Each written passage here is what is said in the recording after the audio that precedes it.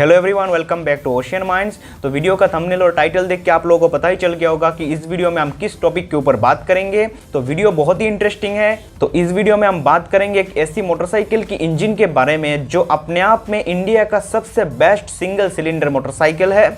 तो कौन सा मोटरसाइकिल है, तो आप लोग अगर वो गैस नहीं कर पाए तो मैं बता दूं, वो है केटीएम की तरफ से 373.2 सीसी का single cylinder liquid cooled engine जो यूज़ हुआ है केटीएम 390 ड्यूक में सबसे पहली बार। उसके बाद और भी बहुत सारे मोटरसाइकिल है, करीब अभी तक 6 ऐसे मोटरसाइकिल है जो इंडिया में सेम इंजन के साथ लॉन्च हुआ है। तो आप सोच सकते हो कि कोई एक सिंगल इंजन जो 6 डिफरेंट बाइक्स में यूज़ हुआ है तो अपने आप में वो स्पेशल ज़रूर होगा। तो इस वीडियो में बात करेंगे क्यों ये इंजन स्पेशल है, क्या उसका स्पेसिफिकेशन है और आगे आने वाले सालों में हमें क्या और चेंजेस दिखने को मिलेगी इस इंजन में। तो बने रहिए हमारे साथ इस वीडियो में। वीडियो अच्छा लगा तो वीडियो को ज़रूर लाइक कीजिएगा और ऐसा ही वीडियो देखने के लिए चैनल को सब्सक्राइब कर लीजिए इस लाल बटन को दबा के। तो चलिए शुरू करते हैं।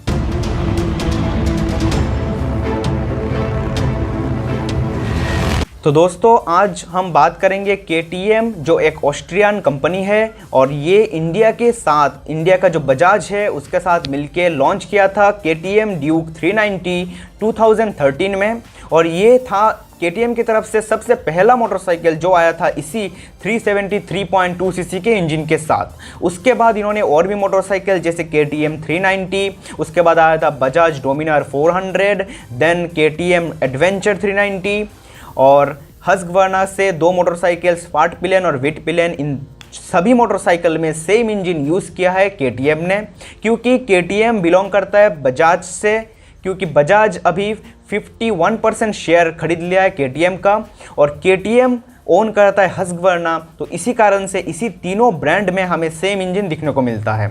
तो हर एक इंजन का जो पावर फिगर है, टॉर्क फिगर है, वो डिफरेंट है, क्योंकि हर एक मोटरसाइकिल डिफरेंट कैटेगरी में आती है। तो जैसे कि आप बात करोगे टोरर की, तो डोमिनर आती है उसमें, नेकेड कैटेगरी में केटीएम ड्यूक, स्पोर्ट्स कैटेगरी में केटीएम आरसी, और अगर आप कैफे रेसिंग या फिर क्रूजिंग मोटरसाइकिल की बात करोगे तो उसमें आती है हस्कवर्ना की मोटरसाइकिल। और अगर एडवेंचर की बात करोगे तब आएगी केटीएम एडवेंचर 390। तो ऐसे अलग अलग कैटेगरी में सेम इंजन को यूज़ करने के कारण उन लोगों ने क्या किया है, हर एक इंजन को ट्यून किया है, उसकी ईसीयू को ट्यून किया है, जिसके वजह से इसका जो पावर फिगर है वो थोड़ा बहुत डिफरेंट है हर एक कैटेगरी में। लेकिन अगर राउंड फिगर की बात करें तो ये पावर प्रोड्यूस करती है 43 हॉर्स पावर एट 9000 आरपीएम और टॉर्क प्रोड्यूस करती है 37 न्यूटन मीटर एट 7000 आरपीएम। लेकिन इस गाड़ी का जो परफॉर्मेंस है हर एक कैटेगरी में सेम है और इसकी जो कंपटीटर है उनमें से बेस्ट है। तो अगर आप कंपेयर करोगे इस मोटरसाइकिल को इस इंजन के साथ कोई भी अलग गाड़ियों से, अगर इसी सीसी की बात करें तो आपको कंपटीटर में मिलेगा निंजा 400, आप निंजा 300 को भी ले सकते हो यहाँ पे। उसके बाद आएगी रॉयल एनफील्ड का 350, अपाचे का 310 आरआर। तो हर एक कैटेगरी में यहाँ पे बीट करता है केटीएम। हालांकि ये सिंगल सिलेंडर इंजन है तब भी ये पावर प्रोड्यूस करता है सबसे ज़्यादा इन कैटेगरी में। और अगर वर्ल्ड की कोई भी मोटरसाइकिल की बात करोगे आप जो नॉर्मली प्रोडक्शन के लिए अवेलेबल है, उस कैटेगरी में भी इसी सीसी के साथ और इस सिंगल सिलेंडर अरेंजमेंट के साथ ये इंजन प्रोड्यूस करता है सबसे ज़्यादा पावर और टॉर्क। इसी कारण से ये इंजन बहुत ही स्पेशल है ऐसे मिड रेंज स्पोर्ट्स और टूरर कैटेगरी में, क्योंकि ये आपको साथ साथ में पावर भी दे रहा है और प्राइस भी इसका कम है। क्योंकि अगर आप एक पावरफुल मोटरसाइकिल की बात करोगे तो उसका प्राइस रेंज होगा नियर अबाउट 6 लाख के ऊपर, लेकिन आपको केटीएम 390 मिल जाएगा 2 से 2.5 लाख के बीच में। तो ये इंजन जब 2013 में लॉन्च हुआ था उस टाइम में ये आया था BS3 के साथ। उसके बाद 2017 में ये कन्वर्ट हो गया BS4 में। तो अभी रिसेंटली जो KTM 390 एडवेंचर लॉन्च हुआ है उसमें ये इंजन कन्वर्ट हो गया BS6 में।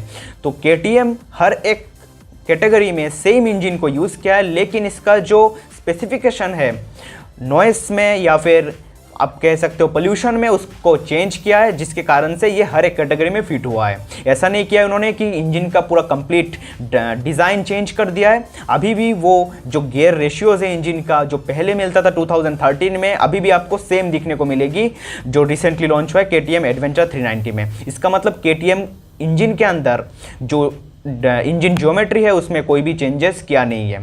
और अभी भी अगर हम पार्ट्स की बात करें तो KTM टू 2013 मॉडल में जो पार्ट्स यूज होता है सेम पार्ट आप यूज कर सकते हो KTM का जो लेटेस्ट मॉडल है KTM 2017 390 में भी। और यहाँ पे KTM ने चेंजेस किया है कुछ हद तक, जैसे कि पहले ये आता था नॉर्मल थ्रोटल बॉडी के साथ जो एक्चुएट होता था थ्रोटल वायर से, लेकिन अभी राइड बाय वायर टेक्नोलॉजी आ गया है जिसके मदद से इसका जो थ्रोटल रेस्पॉन्स है वो बहुत ही इंप्रूव हो चुका है। तो अभी जो भी मोटरसाइकिल है KTM की तरफ से सारे आते हैं राइड बाय वायर टेक्नोलॉजी के साथ में उन्होंने ECU भी यहाँ पे अपग्रेड किया है। पहले जो ECU आता था KTM 390 में 2013 मॉडल्स में 13, 14, 15 मॉडल्स में वो था बॉश की तरफ से, लेकिन अभी जो ECU है उसको उन्होंने अपग्रेड किया है जिसके कारण से इसका जो मिड रेंज पावर फिगर है वो बहुत ही एनहांस हुआ है। और जो पहले एक रॉ पावर मिलता था हाई RPM पे बस, वो अभी चेंज हो गया है। अभी आपको पूरे कंप्लीट RPM रेंज में एक स्मूथ पावर डिलीवरी मिलता है।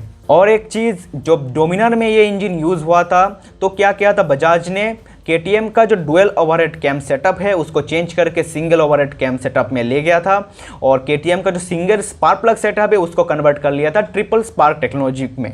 लेकिन अभी जो 2019 डोमिनार है उसमें बजाज ने यूज़ किया है डुअल ओवरहेड कैम सेटअप, लेकिन जो स्पार्क प्लग है वो ट्रिपल स्पार्क टेक्नोलॉजी आपको सेम दिखने को मिलती है। तो यहाँ पे थोड़ा बहुत चेंजेस है हर एक गाड़ी में, अगर स्पेशली बजाज के डोमिनार और KTM की 390 सीसी इंजिन्स में। लेकिन अगर बाकी की बात करें जैसे एडवेंचर की, हस्कबर्ना की जो इंजिन्स है दोनों गाड़ियों में यूज़ किया है, सब में सेम इंजन यूज़ किया हुआ है। तो यही था कुछ इस इंजन के बारे में। इस इंजन के बारे में मैंने डिटेल में और भी वीडियो बनाया इसी चैनल में। डिस्क्रिप्शन में मैं आपको वीडियो का लिंक दे दूंगा, आप वहाँ पे जाके चेकआउट कर सकते हो। मैंने थोड़ा बहुत टेक्निकलिटी के बारे में बात किया इस इंजन के, और कंपेयर भी किया इस इंजन को डोमिनार के इंजन के साथ और बुलेट के इंजन के साथ। तो इस वीडियो में इतना ही था। बने रहिए हमारे साथ विद ओशियन माइंड्स। वीडियो अच्छा लगा तो लाइक कीजिए, चैनल को सब्सक्राइब जरूर कीजिए, और thank you for watching this video. Thank you and be connected.